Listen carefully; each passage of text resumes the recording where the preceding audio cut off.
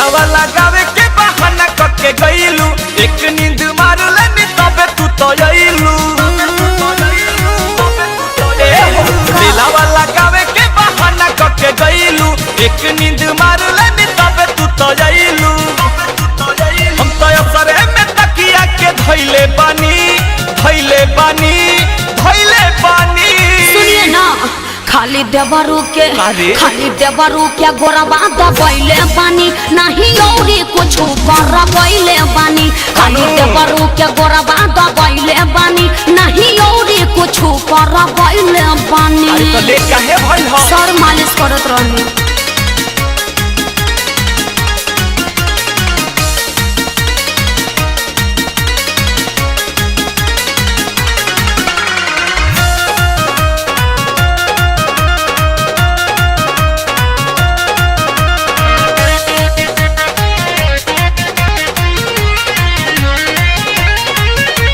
सोचा तारू की राजा जी के अपना जूठा खाना खिया दी। ना दादा ऐसन काम न करब, कहीं तो सबूत देखा दी। सोचा तारू की राजा जी के अपना जूठा खाना खिया दी। अरे ना दादा ऐसन काम न करब, कहीं तो सबूत देखा दी। उड़द चिरई के हरदी लगैले बानी, लगैले बानी, लगैले बानी। ना ना, खाली देवरू के गोरबा दबैले बानी, नहीं औरी कुछ करबैले बानी। खाली देवरू के गोरबा दबैले बानी, नहीं औरी कुछ करबैले बानी।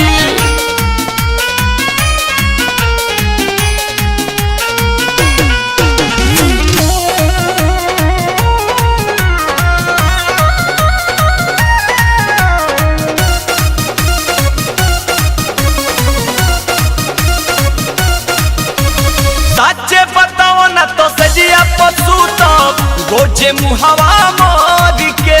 छुअहू न देले बानी अपन सामान, ये देवरू आनंद किशोर के। प्लीज प्लीज मी। सच्चे बताओ ना तो सजिया पशु तो गोजे मुहावा मोर के। अरे छुअहू न देले बानी अपन सामान, ये देवरू आनंद किशोर के। पर जैसे गलती हम कैले बानी, ना। कैले बानी, ना। कैले बानी।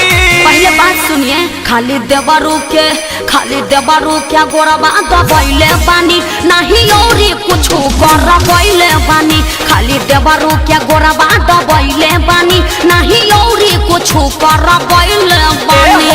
दिलावा लगावे के बहाना करके गईलू, एक नींद मार लेनी तबे तू तो आइलू। हम तो असरे में तकिया के धइले बानी, धइले बानी, धइले बानी।